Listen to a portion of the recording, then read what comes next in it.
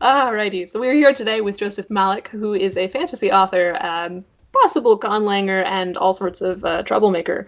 So, tell us a little bit about yourself and what you're working on at the moment. Oh man, well you got me pretty well dialed in. Yeah, definitely a troublemaker. I am a fantasy author. My name is Joseph Malik. Um, right now I'm working on the third book in my first series, and also working on the first book in my second series. Aha. Yeah, I know, and I'm not entirely. It wasn't my intention to write two books at the same time, but My experience is that if you're a writer, it's going to happen anyways. when the third book finally told me what it wanted to be, then the first book of this next series just kind of charged out into the open, and it's actually now, I think it's actually overtaking the third one. So I apologize to everybody who's waiting for the third book in series, but Well, I don't control the muse. So yeah. Are they related series, or can you publish book one and still be okay? um, let me be very careful with this. The first book, the next series is going to take place in the same world. It's going to be tangentially related to the first series, but it's going to have a completely different feel and completely different characters. Okay. So there's definitely that, and it'll stand alone. You'll be able to read this new series without ever referencing anything in the first one. It's just going to make parenthetical references to the first series. Okay. So, but it's going to happen in the same world, so a lot of the same rules are going to apply, and a lot of the same world building, pretty much all the same world building, different corner of the world, but Right. that's already been done. So Right. yeah. And the third book of this first series, the way that I'm doing it right now, I'm writing it as a frame narrative, and it's told in a series of flashbacks. So if I do this correctly, this third book will be the definitive book in the series, and you won't even have to have read the first two to enjoy the third. I'm going to do this as its own. I'm writing this as its own entry point into the series, and then I'm going to use the first two basically for canon. So I see. So you could go out of order. Oh my. Yeah. Yep. I did that with the second one to some degree. But the first two are basically going to be backstory if I do this correctly. We'll see how smart I am here in about a year or so. Does this require huge amounts of planning, or are you just going, I think it's a general that way direction? Pretty significant amount of planning here. Let's see, I've got how many? I've got one, two. Okay. Oh, yep. Yeah, one of those are out of reach, but yeah. So I've got my series Bibles. Yeah, considerable planning. I've got the campaign map of the universe up on my wall. Ooh. And you can see that on my website. I'll send you a link. So Yeah. Maps are fantastic. Always fun. it's so nice to have it right here. So I can look at how far is this and how far is that. And I did this whole thing. If this gets too nerdy, then we can just cut it. But I did this whole thing. There's no such thing. Say that now. So in this fantasy, it's a portal fantasy series. Yeah. So, the nuts and bolts of it are a down and out stuntman takes the gig of a lifetime as a hero for hire in another world, and when he gets there, he finds out that the big bad he's been sent to fight is also from Earth. So it's really fun. It gets a lot of a common review comparison I'm getting is Deadpool dropped into Game of Thrones. So, yeah, I know, and that wasn't exactly how I intended to write it. But it's very tongue in cheek. He's very much a troublemaker kind of guy who kind of crotch punches his way through this grim dark universe. Well, okay. So, but when he gets there, one of the things that I talk about, and I had a hell of a time trying to illustrate this, and I finally gave up on it. But in their world, they don't draw maps the same way that we do. So their maps. The distances on their maps represent the amount of time it takes to get someplace, not the actual distance between them. So if you have two towns on both sides of a mountain, right, and it takes you a week to get there, it's going to appear to be, this far away on the map. Right. And if you've got two towns that are 200 miles apart, and it takes you a week to get there, but it's across, plains with, a wide open road. It's going to appear the same distance on the map, and so it drives the guy crazy trying to figure out where everything is when he looks at one of their maps. So I originally built a map like that, and then I couldn't even keep it straight. So I finally, when we finally did the big map, we just did it in our maps here representationally. So if the person drawing the map got stuck, in a place for however long, would that change how the map is drawn? No, it's an expectation of distances. So, or an expectation of time.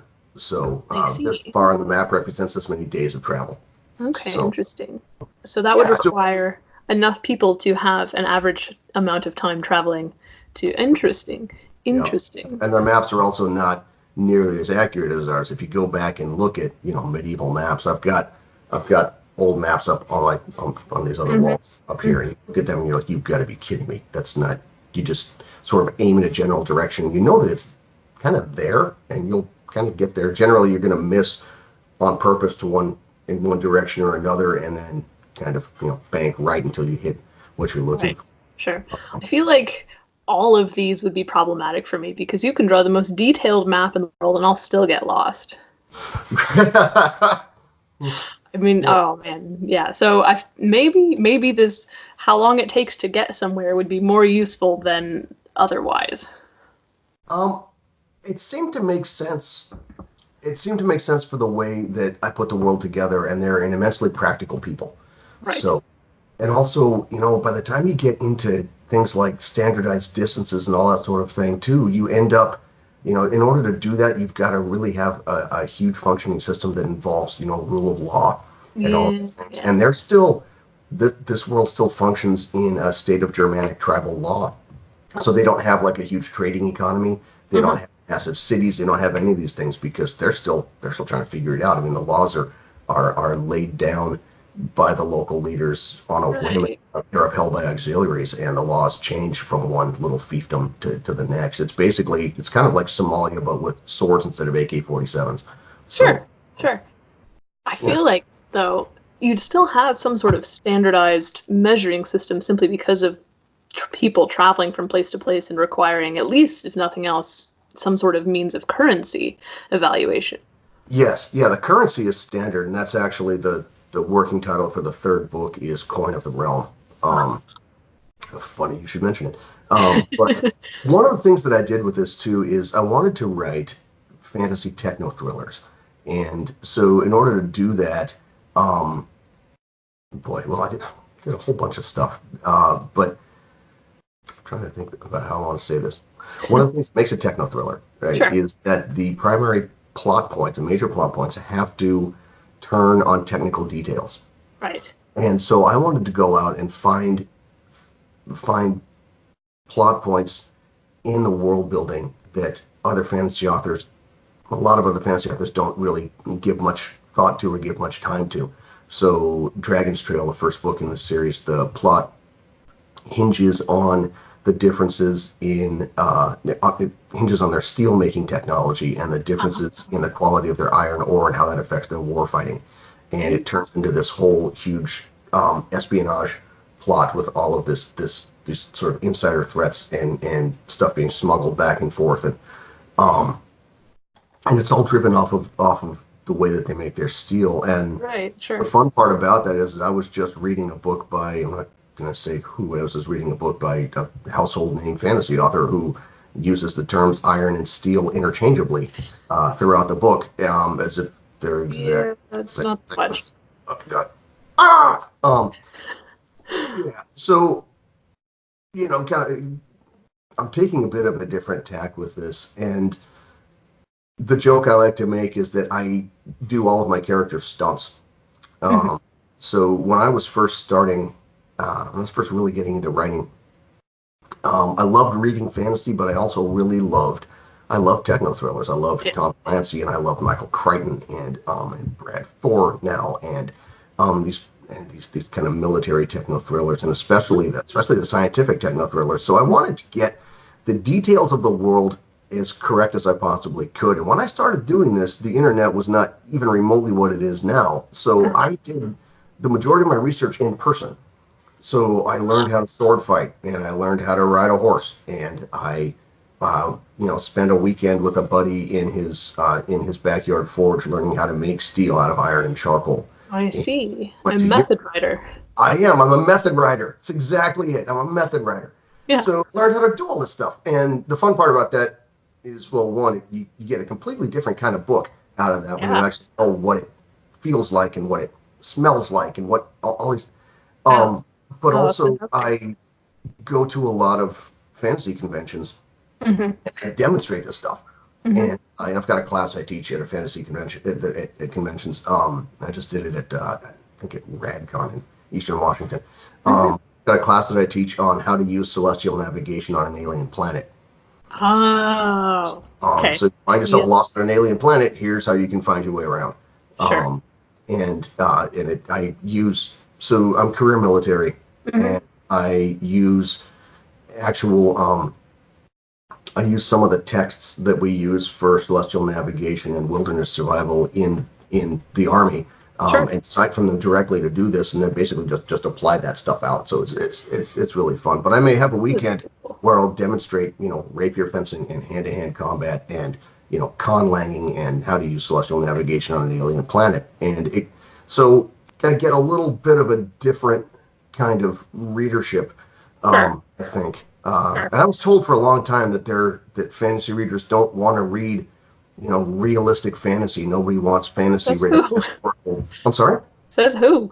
That's what I said. Yeah. And my books were turned down, my manuscripts were turned down for years and years, and nobody wants to read a fantasy written at historical fiction levels of detail. And so we self-published, and started our own publishing company. And about 6 months after we launched the first book, I started doing conventions, doing all this stuff, and it just, Dragon's Trail exploded. It sold 10,000 copies in the next 18 months once it took off. Wow. It did really, really well. So, but so I wrote these books just kind of differently, very hands-on method writing, as you say. Yeah, exactly. Sure. Yeah. All right. So as far as conventions go, which ones are the best? Because I keep hearing of different ones, and honestly, there are so many to sort through that I have no idea. I like the smaller ones. I was just at Worldcon, and was on several panels at Worldcon, and had a great time, and I loved it. Worldcon was fantastic. But I really like the small local conventions. There's so around here, I'm just outside Seattle. Sure. And so there's MizCon in Missoula, Montana, which I just love to death. It's one of my favorites. And also RadCon, as I was just talking about, which is over in the Tri-Cities, which is Yakima and I don't even remember what towns they are. Three little towns over in Washington. And I'm probably getting in trouble now because I can't remember what the towns are. But I'm usually drunk the entire time I'm there because it's awesome. But what happens at these small cons, though, like here in Seattle, I mean, we have NorwestCon, which is our big one. Well, yeah. And excuse me. But throughout the year, we have a series of cons for all these different interests, right? There's one there's one for Trekkies, and we've got one for comic book people. We've got PAX for gamers, and we've got all these things, we've got Comic Con, and we used to have a BritCon here. I forget what it was called, but it was for British science fantasy, right? And then you've got NorwestCon, which is kind of all those things, but primarily, at least it used to be, for content creators, right? More professional. Okay, sure. When you get to these small towns, they have one con, and everybody comes out. This is it. This is their weekend, and they take over a Holiday Inn, and they just go absolutely batshit, and it is awesome because you've got, I'll be doing a demonstration on like rapier fencing, right? Which is one of the things I like to do.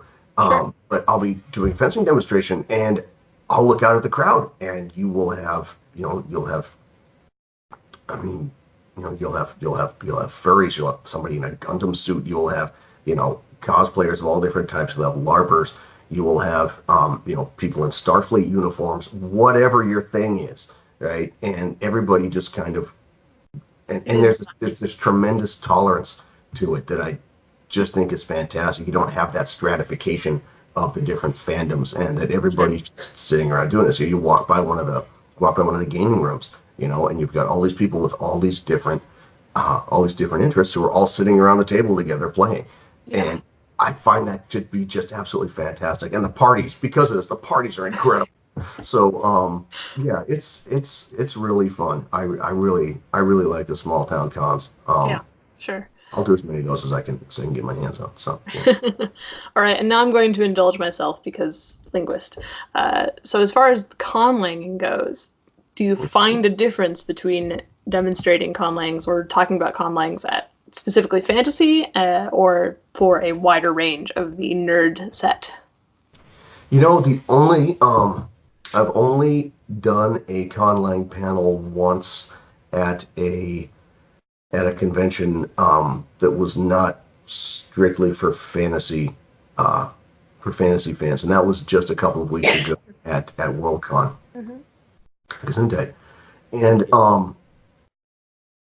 so I think one of the big difference on that was that the people on the panel, well, for starters, when I went into that panel, when you walked into the room, there were people speaking Klingon and Dothraki and Belter, and they knew the languages and were conversing in it as I walked up to the table. So it was a completely different vibe. I find that a lot of, and this is perfectly fine, the majority of fantasy authors tend to kind of half-ass their conlangs. They'll make a few words. And that's great. That's totally fine. And there's no reason you don't need to write a language to create a fantasy novel or a fantasy world. You don't need the entire language. You don't. I found it fascinating. I thought it was really cool. Yeah. And I'm a huge proponent of the superior war hypothesis. So when I was creating my fairy, who were extremely long-lived.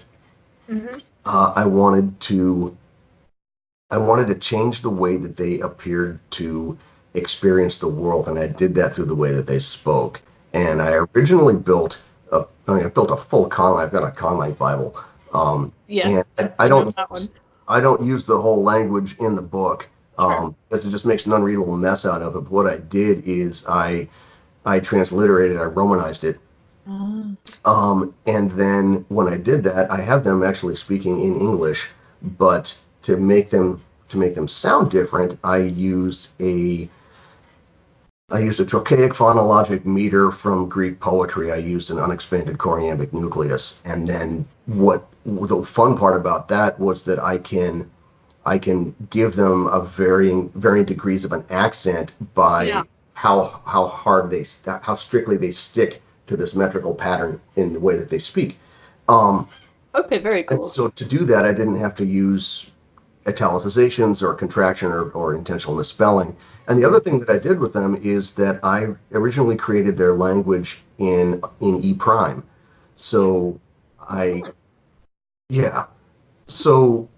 because since they're elves and they live for thousands of years, they might be immortal, nobody really knows. Sure. You take away the verb to be in all of its forms, and suddenly you get this really exacting language with no generalizations. An elf isn't going to ask you how many are there. An elf is going to ask you how many did you bring, how many did you see, right? Precisely, because nothing ever is. Everything is transitory or somehow provisional when you live that long and the world is moving that fast. Yeah. So the fairy all speak English in E prime with this kind of lilt to it. And it works beautifully because you can't really tell why they're speaking differently. You can't quite understand why the language sounds different from what you expect. But the more they speak, the more you know that there's something not exactly right with them. And it also really affects the way that you'll have a fairy describing a situation, a human in the same situation, and the fairy speaking in E prime, and the human is not. And you can tell that they're seeing it differently, but you can't really. You'd have to really dig into it to do that. So that's about as far as conlanging went. But I took both of those things out of out of the original Conlang, and then when I romanized it, I kept those, and it seems to work pretty well. Huh, interesting. I'd be curious to see what it's like, or from a outside perspective, what it shows up as in your book as opposed to the actual conlang itself. But that might be a little bit too technical for most people. I'll tell you what. I'll send you a link. I've got a blog post on the Conlang that lays the entire thing out, and I'll send you a link to the blog post. You can take a look at it, and it has examples and Fantastic. Yeah. There goes my afternoon. Yeah. Glad to help. We'll just stop there. We could do an entire linguistics. Probably I'd have to market that a little bit differently than otherwise, but I think we could manage it. That would be really fun. So what else you got? Okay, I'm going to skip writing process. I'm going to go sideways. Is there a story you wish you had written, or that you would like to steal someone's ability? Oh, wow. Story I wish I had written. Man, yeah, probably my brain is just completely collapsing. Probably too many of them, actually. Quite a few. Let me think about that for just a minute. You know what? Actually, okay, yeah. You know what? The first book that I ever wrote was back in high school. This is about 1986. Sure.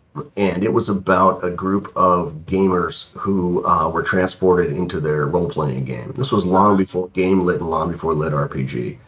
But it was about, like 3 years after like the first Game Lit RPG book had ever come out. And I wish I'd been about 5 years older when I wrote that, because yeah, that would have been starting off in that genre, getting that genre started. Yeah. Innovation. That would have been pretty neat. But I mean, I don't even know. I pretty much everything that I read. Yep. Consistently makes me think, God, why the hell didn't I think of that? And I mean, and in a good way. Okay, yeah. You know what?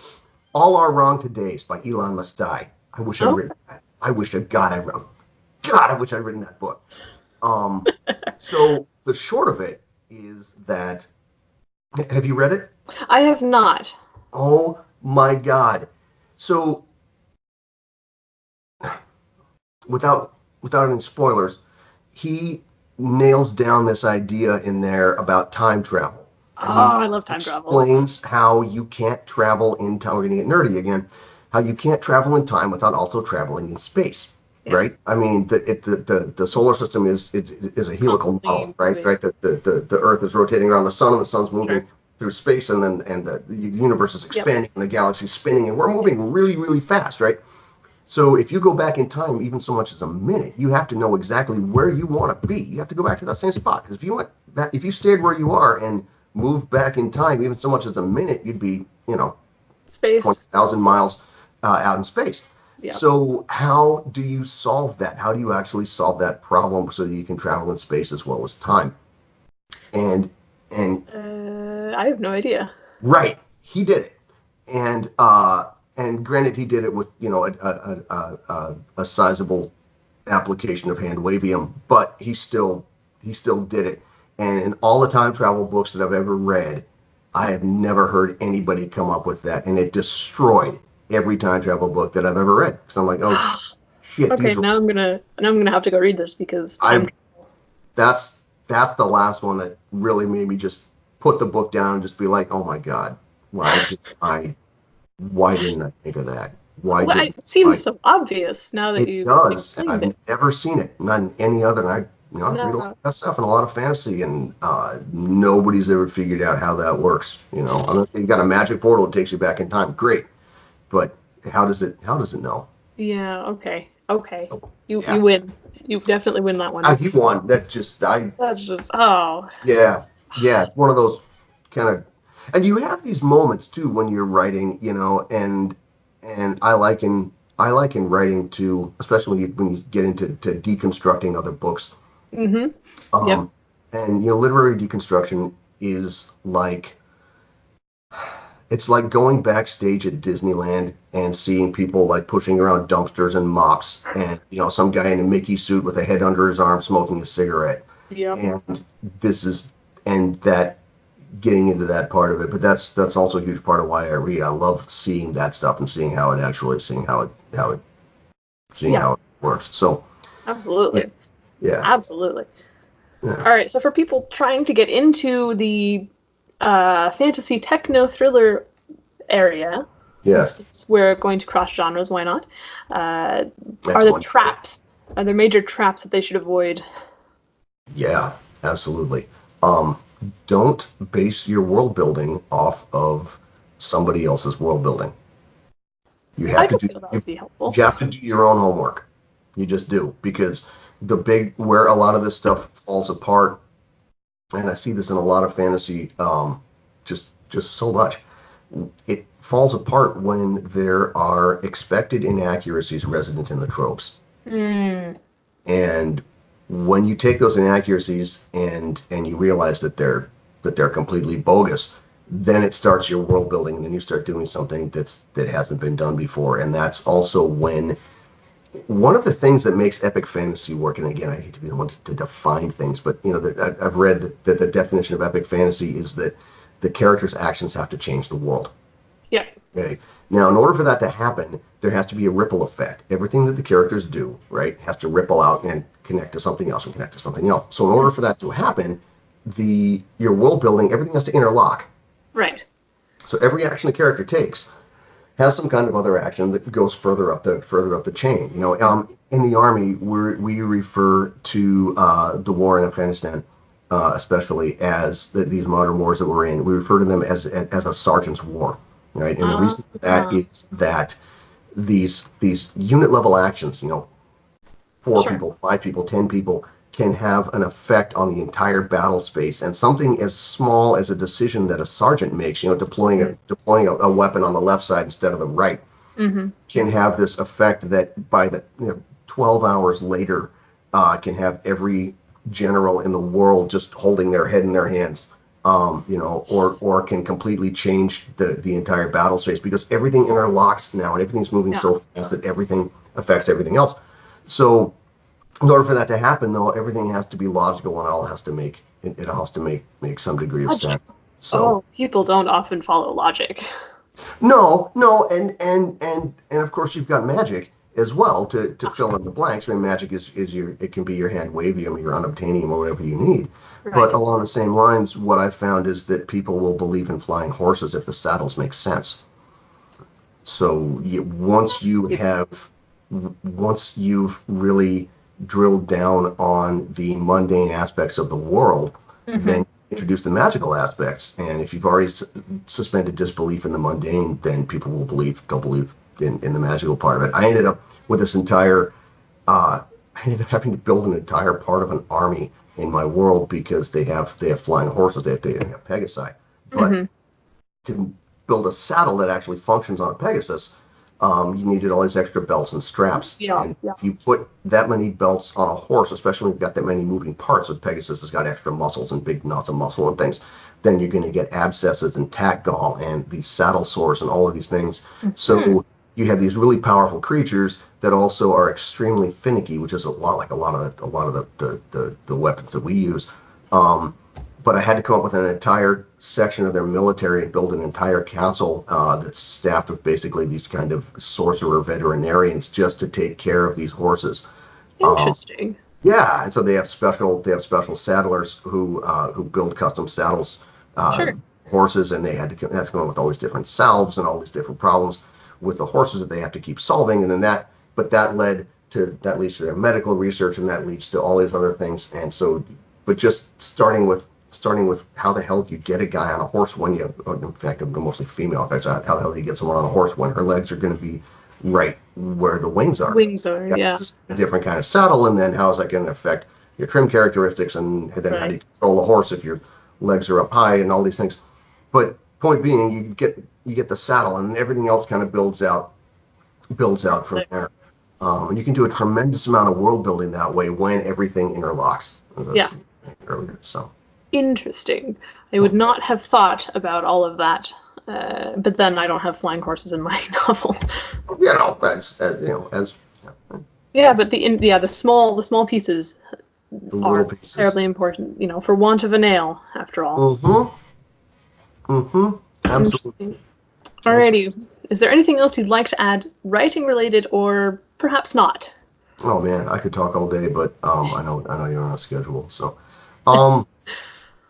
yeah, I guess I have the worst writing process in the world, and I just want to throw this out there for anybody who's watching this who doesn't know my process and is wondering where the hell book 3 is. So so I do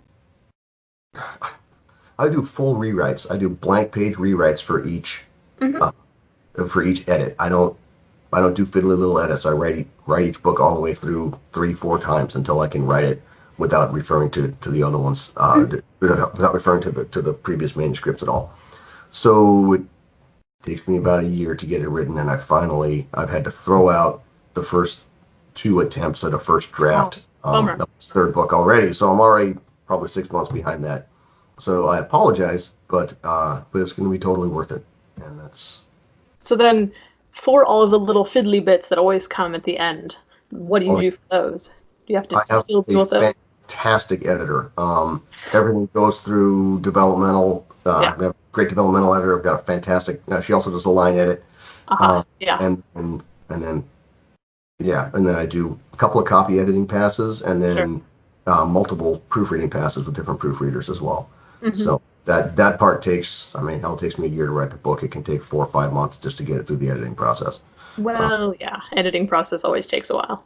It does, and I think there are a lot of indie authors more and more now who are starting to really look at professional editing, not just running everything through Grammarly, but actually going out and hiring an editor. Grammarly.